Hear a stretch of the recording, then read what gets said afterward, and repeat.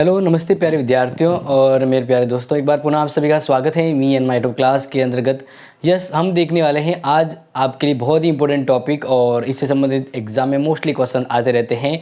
हड़प्पा सभ्यता जिन्हें सिंधु सभ्यता भी कहा जाता है और इनके बारे में हम आज इस क्लास में पढ़ने वाले हैं और इस एक ही क्लास में हम इसको टोटली ओवरऑल कंट्रोल यानी पूरा कवर करेंगे। तो ये एक क्लास आपके लिए सफिशिएंट होगी हड़प्पा सभ्यता के बारे में। तो देखिए, जैसा कि हम बात करें, हड़प्पा सभ्यता जिन्हें सिंधु सभ्यता के नाम से भी जाना जाता है और भारतीय इतिहास को जानने के तौर पे या भारतीय संस्कृति या भारतीय इतिहास के स्रोतों के रूप में भी इनका काफ़ी योगदान रहता है। यानी भारतीय इतिहास को जानने में इनका काफ़ी योगदान रहता है। हड़प्पा सभ्यता और संस्कृति हमें इनसे काफ़ी चीज़ें अपने अतीत से, इतिहास से जुड़ी जानकारी हमें मिलती है। यानी अगर कहें तो कहीं ना कहीं ये वैदिक सभ्यता और उससे जुड़ी हुई प्रतीत होती है। तो अब यहाँ पर हम आपको बताएं, इसके समय काल को बताते हुए हम सबसे पहले ये बताते हैं आपको कि सिंधु सभ्यता। देखिए, और एक चीज़ बता दूं, मैं आपको यहाँ पर बोर्ड के साथ साथ डिजिटल स्क्रीन पर भी बताना चाहूँगा, क्योंकि कुछ चित्र, कुछ फोटो ऐसे हैं जो मैं आपको हकीकत में बताऊँ कि सिंधु सभ्यता से जुड़े कैसे होते हैं।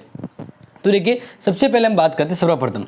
ठीक है, सर्वप्रथम अगर हम बात करें तो सिंधु सभ्यता जैसे हड़प्पा सभ्यता और मतलब दोनों इक्वली होता है। अब यहाँ पर अगर देखा जाए तो 1826 में अगर भारत से शुरुआत करें कि 1826 के अंतर्गत एक अंग्रेजी पर्यटक जो भारत की सरजमीन पर मतलब पर्यटक कहते तो घूमने आते, तो इस प्रकार से पर्यटक जैसे हम बात करें, मेसन नाम का एक पर्यटक था, मेसन। ठीक है ना, ये अंग्रेजी पर्यटक था। कौन था? अंग्रेजी पर्यटक, यानी अंग्रेजों का उस समय राज था। तो फिर ये अंग्रेजी पर्यटक का एक व्यक्ति, यानी पर्यटन का मतलब व्यक्ति है जो घूमने के दरमियान उसे 1826 में हड़प्पा सभ्यता है उसके खंडर नजर आए। क्या नजर आए? इसे देखे, यानी इसने क्या देखे? हड़प्पा सभ्यता से जुड़े खंडर। इसको पता नहीं था कि भाई ये क्या है, इसने देखा कि भाई खंडर है। ओके, इसी तरह नेक्स्ट हम बात करें कि 1831 के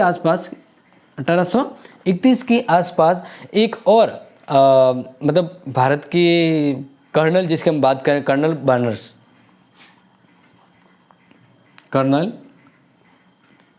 क्योंकि एग्जाम में ये छोटे मोटे आते रहते, ध्यान रखिए, वैसे इंपॉर्टेंट है इसलिए मैं आपको यहाँ पर बता रहा हूँ। बर्नस ने भी क्या किया? हड़प्पा सभ्यता के खंडरों को देखा और इस प्रकार से दोनों ने हड़प्पा सभ्यता के देखा, लेकिन कहने का मतलब है उनका ज़्यादा उल्लेख नहीं किया, लेकिन उन्होंने जो देखा उससे बताया कि हड़प्पा सभ्यता है लगभग 4 वर्ग किलोमीटर में फैली हुई थी। 4 वर्ग किलोमीटर। तो इस प्रकार से इन्होंने पूरी तरह से खोजबीन तो नहीं की, बट उन्होंने इसका पता जरूर लगाया था कि ये खंडर सभ्यता है मतलब, और ये 4 वर्ग किलोमीटर के आसपास फैली हुई है। इस प्रकार से ये टूटी फूटी और पश्चिमी आसपास बिखरी हुई थी। फिर जस्ट बात करें इसके बाद जो इम्पोर्टेंटली हाईलाइट ध्यान रखें कि 1856 के आसपास अगर हम बात करें तो जब भारत में जब अंग्रेजों का राज था तो उन्होंने ट्रेन, यानी जो ट्रेन होती है जिसको यहाँ पर बिछाया जानी थी पटरी, और पटरी से उनके व्यापार को मकसद के लिए पटरी बनाई जानी थी। तो लाहौर से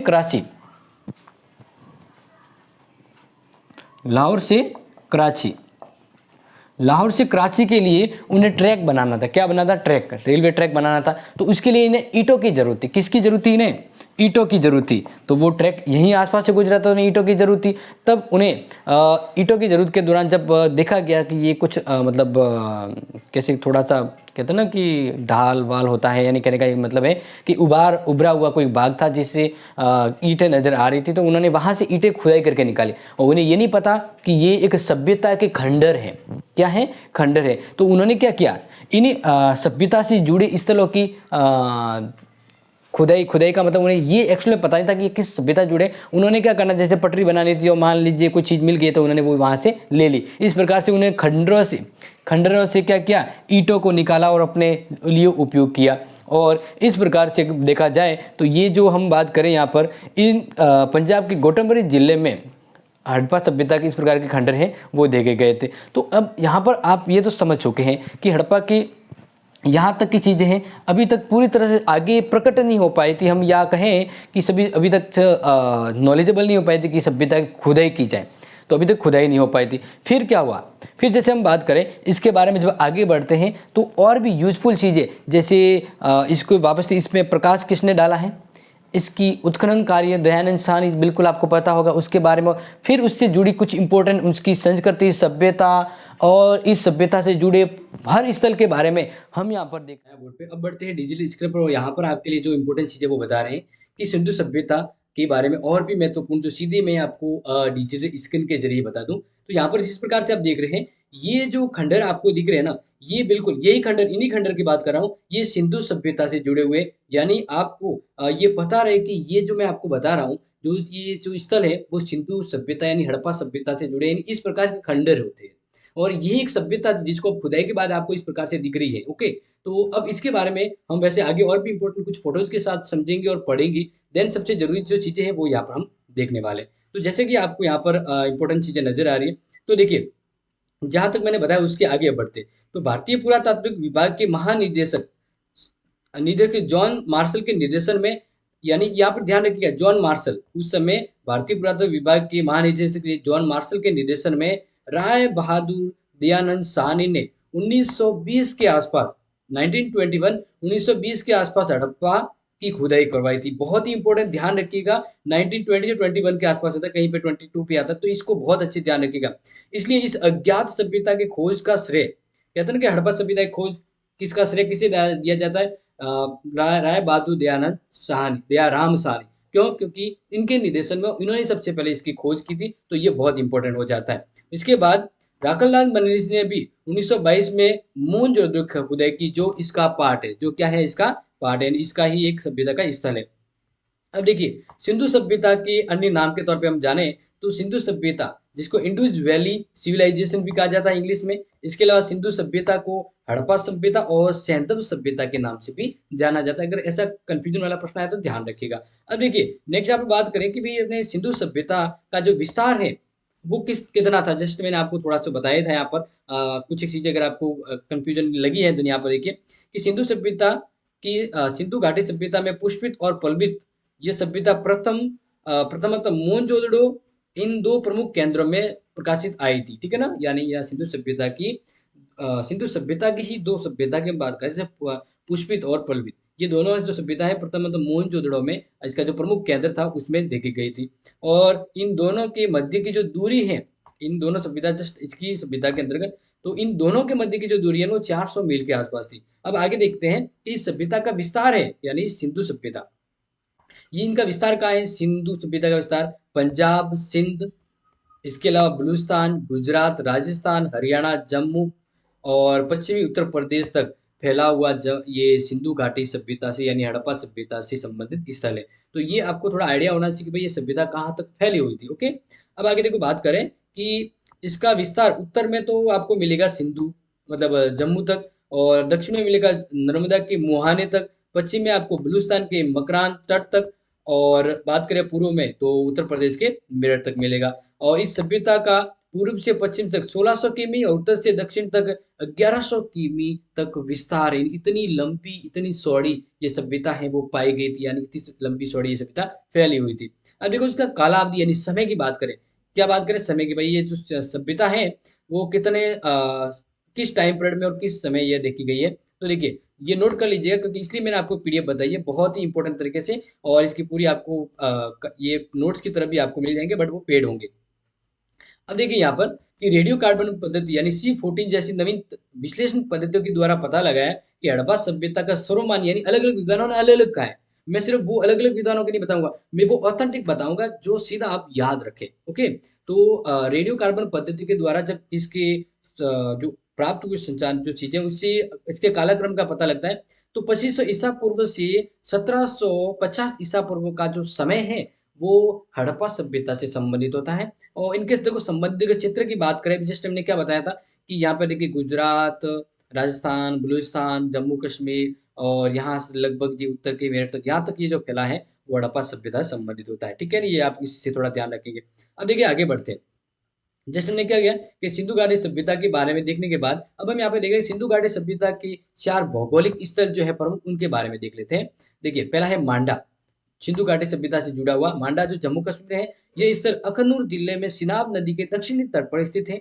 यह विकसित हड़प्पा सभ्यता का सर्वाधिक उत्तरी स्थल है, यानी सबसे नॉर्थ साइड में। इसका उत्खनन है वह 1982 में गणपति जोशी और मधुबाला ने करवाया था। मांडा में तीन सांस्कृतिक स्तर देखे गए। यहाँ पर तीन अलग अलग स्तर पर संस्कृति पाए गए: प्राक सैंधव, विकसित सैंधव और उत्तर सैंधव संस्कृति। ओके, अब नेक्स्ट बात करें आलमगीरपुर मेरठ, और यह हड़प्पा सभ्यता का सर्वाधिक पूर्वी स्थल है। सर्वाधिक पूर्वी स्थल है यह स्थल मेरठ। और मेरठ आप जानते हैं, मेरठ जिले में हिंडन नदी जो यमुना की सहायक नदी के तट पर सभ्यता पाई गई थी, इसका एक जो क्षेत्र है वो। फिर देमाबाद जो महाराष्ट्र में है, देमाबाद सैंधव सभ्यता का सबसे दक्षिण का स्थल है। सैंधव जिसको हम यहाँ पर अभी जस्ट क्या करें, सैंधव सभ्यता, दैट मीन्स हड़प्पा सभ्यता। तो इसका साउथ वाला जो क्षेत्र है वो देवा, यानी पूरा बता रहे कि उत्तर में कौन सा क्षेत्र था, दक्षिण में कौन सा था, पूर्व और पश्चिम में इसका सभ्यता का स्तर कौन सा था, अंतिम स्वरूप वो। फिर इसके बारे में कहें कि स्थल महाराष्ट्र के अहमदनगर जिले की प्रवरा नदी के बाएं किनारे पर भी स्थित है। इसके अलावा बात करें सुटका डोर जो बलूचिस्तान के अंतर्गत है, और ये दासका नदी के किनारे सिंधु हड़प्पा सभ्यता का सबसे पश्चिमी क्षेत्र है। और इसकी खोज है वो 1927 में सर मार्क अरेल स्टाइल ने की थी। केवल 7 सैंधव स्थलों को नगर की संख्या देगी, यानी इस क्षेत्र में, इस सिंधु घाटी सभ्यता में 7 ऐसे क्षेत्र थे जिन्हें नगर की संख्या देगी, यानी उस समय ये नगर कहे जाते थे। कौन कौन से, तो नोट कर लीजिएगा, बहुत ही इंपॉर्टेंट यहाँ बता रहा हूँ। हड़प्पा, मोहनजोदड़ो, सनूडो, और इसके वाला लोथल, कालीबंगा, बनावली और धोलावीरा। ठीक है, बाकी अलग जैसे अलग अलग चीज़ों इंपॉर्टेंट है, जैसे मोहनजोदड़ो, कालीबंगा, ये हमारे सिलेबस में और भी इंपॉर्टेंट, तो इसके लिए आपको अलग से पार्ट भी मिलेगा। फिलहाल इसको मोस्ट ऑफ देख लेते हैं। अब देखिए, सिंधु घाटी सभ्यता की प्रमुख विशेषताओं की बात करें तो सबसे पहले विशेषता नगर नियोजन और संचार, सबसे जरूरी। देखिए, यहाँ पर बात करें तो इस सभ्यता की महत्वपूर्ण विशेषता है नगर नियोजन। तो बहुत ही सुंदर यहाँ पर नगर नियोजन था। नगर नगरों में सड़क और मकान विधिवत बनाए गए थे। मकान पक्की ईंटों से बने होते थे तथा सड़कें सीधी होती थी। सड़कें क्या होती थी, सीधी। मोहनजोदड़ो का सबसे महत्वपूर्ण सार्वजनिक स्थल है, यानी सिंधु सभ्यता से पॉपुलर हुए विशाल स्नानागार, यानी बड़े स्नान, एक साथ बहुत बड़ा स्नानगृह है वो जो यहाँ पर प्राप्त हुआ है। और इसकी देखो साइज देखी जाए तो 11.88 मीटर लंबा, 7.01 मीटर चौड़ा और 2.43 मीटर गहरा ये जो स्नानागार है पाया गया है। इसमें उतरने के लिए उत्तर से दक्षिण यानी ऊपर से नीचे की ओर सीढ़ियां बनी हुई थी, और स्नानागार की जो फर्श होती है ना वो पक्की ईंटों से बने होते थे। तो ये विशेषता ध्यान रखना आपको एग्जाम के दरमियान, ये बहुत ही इंपॉर्टेंट है जो मैं आपको बता रहा हूँ। इसके लिए बात करें कि हड़प्पा जो सभ्यता है, इसमें जो दुर्ग थे उसमें 6 अन्नागार मिले। अन्नागार का मतलब होता है जिसमें अन्न रखे जाते हैं, वो भंडार मिले यहाँ पर। ठीक है ना, मतलब उस जगह को, स्पेस को हम कह सकते हैं, जो ईंटों से बने चबूतरों पर दो पंक्तियों में खड़े हैं। ओके, और प्रत्येक स्नानागार की अगर लंबाई की बात करें तो 15.23 मीटर लंबा और 6.06 मीटर चौड़ा पाया गया, यानी ये प्राप्त हुए स्तर, मतलब वस्तु है आगे। फिर बात करें लोथल। लोथल की सबसे प्रमुख विशेषता क्या थी, लोथल जो वहाँ की सभ्यता जो प्रमुख नगर है, वहाँ की सबसे बड़ी विशेषता है कि जहाजों की गोद यानी डॉकयार्ड पाए गए हैं। इसका मतलब है कि वहाँ पर ये व्यापार है वो बहुत अच्छे लेवल पर था, समुद्री स्तर पर भी। यह विश्व की सबसे प्राचीनतम गोदी, ठीक है ना, पाई गई है, या विश्व का सबसे प्राचीन गोदी के रूप में से जाना जाता है। नेक्स्ट बात करें सिकदम, तो विद्वान मेके ने संदूडो में मनका बनाने का कारखाना यानी बीड फैक्ट्री तथा भट्टी की खोज की। तो सबसे पहले आ सकता है कि सिंधु घाटी सभ्यता में मनके बनाने का कारखाना कहाँ पाया गया, बहुत इंपॉर्टेंट, याद कर लीजिएगा, सनूडो में। ठीक है, आगे बात करें कि भाई सिंधु जिसको हड़प्पा सभ्यता के नाम से जाना जाता है, वहाँ के लोगों का आर्थिक जीवन किस प्रकार था, खाना पीना व्यवसाय क्या था, किस चीजों का उपयोग करते थे। तो देखिए, सिंधु सभ्यता के निवासियों के जीवन का मुख्य उद्गम था वो कृषि क्रम, यानी कृषि से संबंधित प्रमुख था। और यहाँ के प्रमुख खाद्यान्न में गेहूं और जौ थी। नगरों में अनाज के भंडार के लिए अन्नागार होते थे। देन ये तो उनके आर्थिक जीवन से जुड़े कृषि और कृषि संबंधित गतिविधियों के महत्व दिए जाते हैं। अब देखो, कृषि में कुछ चीजें आपको हाईलाइट बताएं तो वर्तमान में सिंधु प्रदेश में पहले की अपेक्षा बहुत कम कृषि होती थी, यानी नॉर्मली शुरुआती स्टेज। इसके लिए यह प्रदेश अब उतना उपजाऊ नहीं रहा। सूती वस्त्रों के अवशेष से, यानी सूती वस्त्र के अवशेष प्राप्त हुए, जिससे पता लगता है कि यहाँ के निवासी कपास उगाना जानते थे। विश्व में सर्वप्रथम यहीं के निवासियों में कपास की खेती प्रारंभ की थी। कपास को सिंडन कहा जाता था, इसलिए यूनान के लोग इसे सिडिडन भी कहते थे। ये ध्यान रखना बहुत इंपॉर्टेंट। इसके अलावा चावल के उत्पादन के साक्ष्य लोथल और रंगपुर में मिले। यानी सिंधु घाटी सभ्यता के हर स्थल में नहीं प्राप्त हुई, इसलिए कहीं पर ये भी आपने पढ़ा होगा कि सावल से संबंधित ये अपडेट नहीं थे, जानते नहीं थे, तो बिल्कुल सही है। लेकिन कुछ ऐसे सिंधु घाटी सभ्यता के स्थल है जहाँ पे सावल के अवशेष मिले हैं। ओके, तो ये आपको पता होना चाहिए, मैं किस प्रकार से आपको बताने का प्रयास कर रहा हूँ। परंतु गन्ना का कोई साक्ष्य नहीं मिला है, और लोथल और सौराष्ट्र में बाजरे की खेती व रोजदी गुजरात से रागी के साक्ष्य भी मिले हैं। अब बात करते हैं वहाँ के पशुपालन के आधार पर, एनिमल हस्बेंड्री। तो हड़प्पाई लोग बैल, कौन से पशु जानकार थे, ये अपडेट थी, बैल, गाय, भैंस, बकरी, भेड़ और सुअर को पालते थे, और इन्हें कुबड़ वाला सांड विशेष प्रिय था। कुबड़ वाला सांड यानी बहुत ही लोकप्रिय यहाँ पर जंतु था। इसके अलावा गधे और ऊँट भी यहाँ पर रखते थे। घोड़े का अतिरिक्त संकेत मोहनजोदड़ो की ऊपरी सतह तथा लोथल में मिली एक संदिग्ध मरमृतिक कोटा में पाया। यानी घोड़े से ये अपडेट नहीं थी, घोड़े के बारे में ये संस्कृति है वो नहीं जानती थी। लेकिन अगर बात करें कि लोथल में जो संदिग्ध मुद्रा में टेरिकोटा से मिले जो उपकरण है, उसमें ये पता लगता है कि ये घोड़े से भी परिचित थे। अब बात करते हैं नेक्स्ट यहाँ पर शिल्पी तथा उद्योग धंधों व तकनीकी ज्ञान के बारे में। तो यहाँ पर देख सकते हैं, ये जो मैं आपको यहाँ बता रहा हूँ जो फोटो, ये सिंधु घाटी सभ्यता से जुड़े अवशेष हैं, जिसमें आप देख सकते हैं मानव और पशु की मूर्तियां हैं वो आपको नजर आ रही है। ठीक है ना, ये अवशेष रियलिटी अवशेष कैसे होता है वो मैं आपको बताया। इसके लिए देखिए, कृषि के अंतर्गत तो कृषि व पशुपालन के अतिरिक्त यहाँ के निवासी शिल्प और उद्योग धंधों में रुचि लेते थे। ठीक है, यहाँ के निवासी धातु निर्माण उद्योग, बर्तन निर्माण उद्योग, आभूषण और उद्योग और हथियार औजार निर्माण उद्योग और परिवहन उद्योग से भी परिचित थे। इसके अलावा बात करें, जैसे देखिए राजस्थान, तांबा राजस्थान की खेजड़ी जो ग्राम है वहाँ के ताम्र खानों से मंगाया जाता था यहाँ पर, जबकि टीन अफगानिस्तान से मंगवाया जाता था सभ्यता के अंतर्गत। मोहनजोदड़ो से बुने हुए सूती के कपड़ों का टुकड़ा मिला है, जिससे अनेक वस्तुओं पर कपड़े की छाप देखने को मिलती है। इस काल में कताई के तकिए का प्रयोग, यानी कताई के लिए तकलिए का प्रयोग किया जाता था।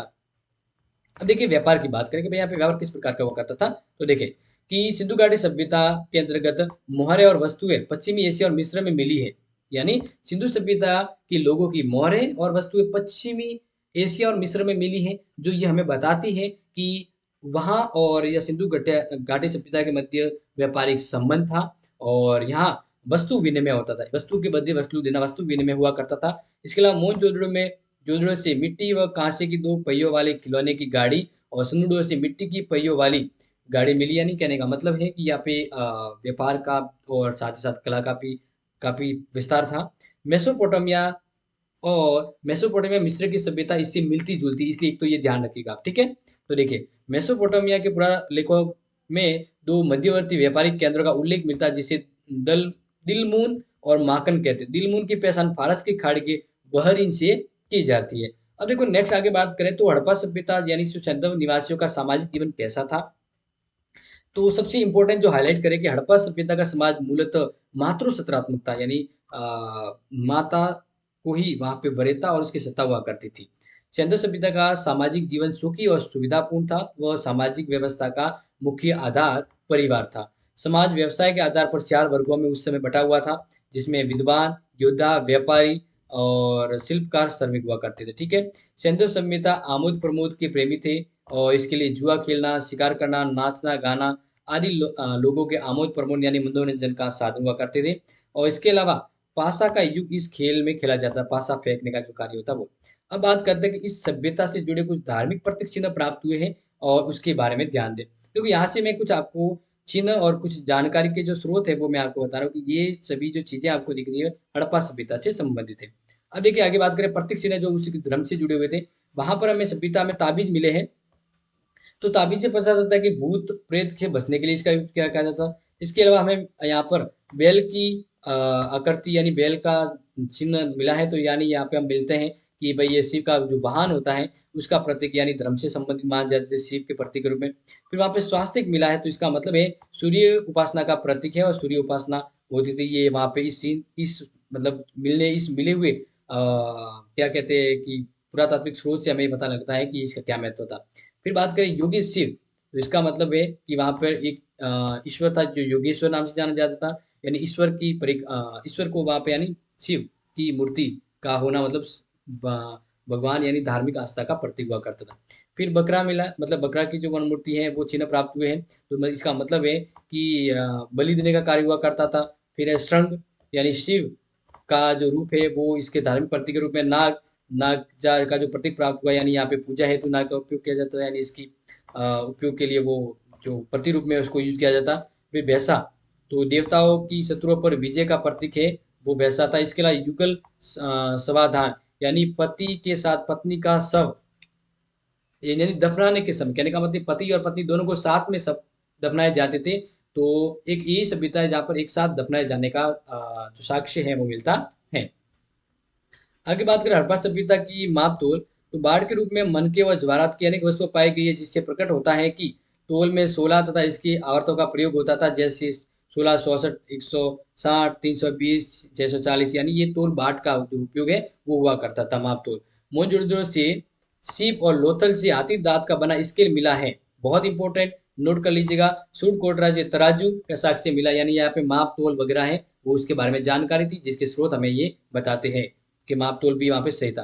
अब बात करते हैं मृद भांड, ठीक है ना। तो मृद भांड का अधिकांश लाल और गुलाबी रंग के हुआ करते थे, ठीक है ना, मिट्टी से बने जो बर्तन वगैरह भांड होते वो। मृद भांड में सिंधु लिपि मिलती है, और लोथल से प्राप्त मृद भांड में एक वृक्ष पर मुंह में मछली पकड़े हुए एक पक्षी को दर्शाया गया है, तथा नीचे एक लोमड़ी का चित्र। यह पंचतंत्र की प्रसिद्ध कहानी सालाक लोमड़ी को दर्शाता है। इसके अलावा देखिए हड़प्पा सभ्यता से प्राप्त जो मोहर है उसके बारे में देखें कि मोहर पर लघु लेखों के साथ साथ एक श्रृंगी पशु, भैंस, बाघ, सांड, बकरी और हाथी की जो आकृतियां हैं वो पाई गई, यानी बनाई देखी गई है मोहरे पे। मोहरे के बनाने में सेल खड़ी का सर्वाधिक उपयोग होता था, सेल खड़ी स्टेलाइट का प्रयोग होता था। आगे देखें तो लोथल और देश पुल से तांबे की बनी मुहरें प्राप्त हुई है, और सेंधव की मुहरें प्राय बेलनाकार और वर्गाकार, आयताकार टाइप की होती थी, यानी ये जो आकार है उस प्रकार के आकार की यहाँ पे मुद्राएं हैं वो प्राप्त हुई है। मोहनजोदड़ो और लोथल से नाव की आकृतियों की अंकित मुहरें भी प्राप्त हुई है। आगे देखो बात करते हैं हड़प्पा सभ्यता जो सेंधव निवासियों का धार्मिक जीवन किस प्रकार का था। तो देखिए मातृ देवी, जब मैं बताया कि मातृ सत्तात्मक व्यवस्था थी, तो मातृ देवी के संप्रदाय का सैंधव संस्कृति में प्रधान पात्र था, यानी मातृ देवी की भांति देवता की भी उपासना में बलि का विधान था। यहाँ पर पशुपति महादेव, लिंग, योनि, वृक्ष, पशुओं की पूजा की जाती थी। ये लोग भूत प्रेत, अंधविश्वास और जादू टोनों में विश्वास करते थे। बैल को पशुपति नाथ का वाहक माना जाता था। पशुओं का एक पवित्र पक्षी यानी फक्ता जो होता था, फक्ता, ध्यान रखिएगा, एक पवित्र पशु पक्षी इसको माना जाता था। इसके अलावा स्वास्तिक चिन्ह जब यहाँ पे मिला, इसका मतलब है हड़प्पा सभ्यता में इसका काफी महत्व, और हड़प्पा सभ्यता की ही देन है वर्तमान में स्वास्तिक चिन्ह। मोहनजोदड़ो से प्राप्त मुहर पर स्वास्तिक का अंकन सूर्य पूजा का प्रतीक माना जाता है।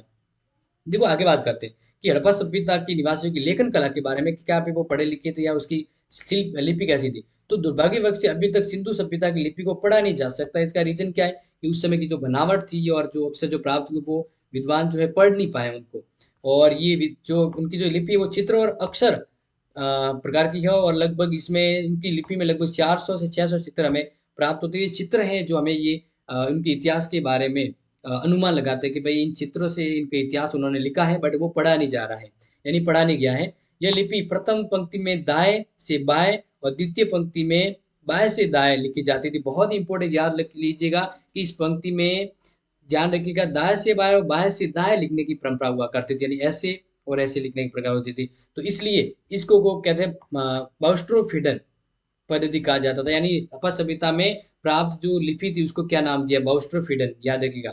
इसके नेक्स्ट बात करें सिंधु सभ्यता का नाम सिंधु घाटी सभ्यता कैसे पड़ा, तो देखो इसके बारे में लॉजिक है कि 20वीं शताब्दी की शुरुआत तक इतिहास वेताओं की ये धारणा थी कि वैदिक सभ्यता भारत की सबसे प्राचीनतम सभ्यता है। लेकिन 20वीं शताब्दी के तीसरे दशक में खोजे गए स्लॉट से यह साबित हो गया था कि वैदिक सभ्यता से पूर्व भी भारत में एक अन्य सभ्यता का विद्यमान थी, जिसे हड़प्पा सभ्यता या सिंधु सभ्यता के नाम से जाना जाता। आरंभिक स्थलों में अधिकांश सिंधु नदी के किनारे, यानी कहने का मतलब है कि ये जो स्थल है ज्यादातर सिंधु नदी के किनारे पाए गए थे, इसलिए इसको सिंधु घाटी सभ्यता कहा जाता है। क्लियर। अब देखिए फिर सिंधु घाटी सभ्यता का नाम फिर हड़प्पा कैसे पड़ा। देखो ये सिंधु तो हम मान ली कि भाई सिंधु की नदी के किनारे ज्यादा से स्थल पाए तो सिंधु नदी कही गई।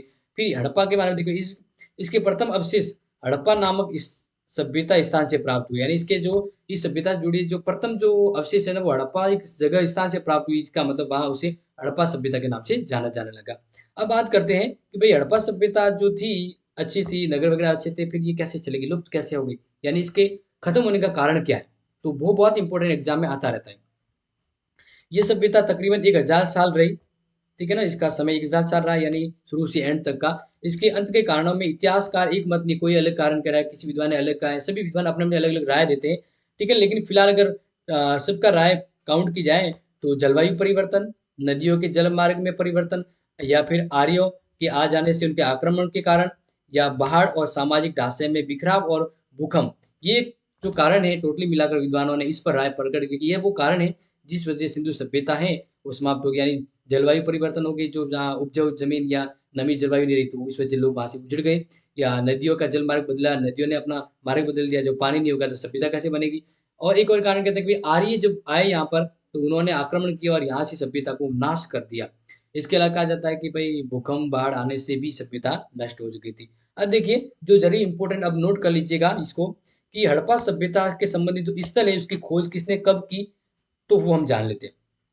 देखिए हड़प्पा सभ्यता, हड़प्पा सभ्यता का वर्तमान जो क्षेत्र है मोंटेगरी जिला पंजाब पाकिस्तान में आया हुआ है। इसके उत्खननकर्ता राय बहादुर साहनी और व्हीलर। इसकी खोज की गई थी 1921 में, और इसके पास यहाँ पे जो नदी है रावी, यानी हर सिंधु सभ्यता हड़प्पा सभ्यता के जो भी स्थल प्राप्त हुए कहीं ना कहीं वो नदी से, नदी के पास ही है, क्योंकि नदी है इनका स्रोत होता है जो सभ्यता विकसित हो पाती है। आगे बात करते हैं मोहनजोदड़ो। तो मोहनजोदड़ो है वो वर्तमान में कहाँ है, लरकाना सिंध जिला पाकिस्तान में है। और इसकी खोज राखल दास बनर्जी और मार्टियर व्हीलर ने की थी। और कब की, तो 1922 में, और नदी थी यहाँ पर सिंधु नदी। इसके लिए बात करें लोथल की खोज किसने की, ठीक है ना, तो पहले तो ये बात करें लोथल अहमदाबाद गुजरात में आया हुआ है। इसकी खोज रंगनाथ राव ने की, और इसका जो समय टाइम पीरियड 1954 एवं 1962 के मध्य। यहाँ पर ये जो नदी थी वो भोगवा नदी के आसपास संस्कृति पाई जाती है। फिर बात करें सनूरडो, ये वर्तमान सिंध पाकिस्तान में आया हुआ है। इसकी खोज है अर्नेस्ट मैके व एन जी मुजुमदार ने की है, और इसका समय है 1931 खोज का, और ये भी सिंधु नदी के पास विकसित होती है। इसके अलावा बात करते हैं जो एग्जाम में मोस्ट ऑफ आता है कालीबंगा सभ्यता, और ये सिंधु घाटी सभ्यता से जुड़ी हुई है। इसकी ये जो स्थल है वो हनुमानगढ़ राजस्थान में है। इसकी खोज अमलानंद घोष और ब्रजवासी लाल ने की है। और अमलानंद घोष ने 1952, ब्रजलाल ने 1960 के अंतर्गत खोज की, और ये सभ्यता घग्गर नदी के किनारे स्थित थी। बात करें राखीगढ़ी, तो राखीगढ़ी है ये हिसार हरियाणा में वर्तमान में इसका क्षेत्र है, और इसकी खोज सूरज बान ने की है, और समय 1969 है। ये घग्गर नदी के पास सभ्यता विकसित हुई थी। फिर कोटी दीजी, ये सिंध पाकिस्तान के अंतर्गत है। और दुर्वे और फजल एवं अहमद खान ने इसकी खोज की 1935 से पश्चिम के अलग अलग समय के अंतर्गत, और ये भी सिंधु नदी के आसपास विकसित हुई। इसके अलावा बात करें बनावली, तो बनावली है वो हिसार हरियाणा के अंतर्गत है वर्तमान में। और आर एस बिष्ट ने इसकी खोज की 1973 के आसपास, और ये सरस्वती नदी के किनारे पाई गई है।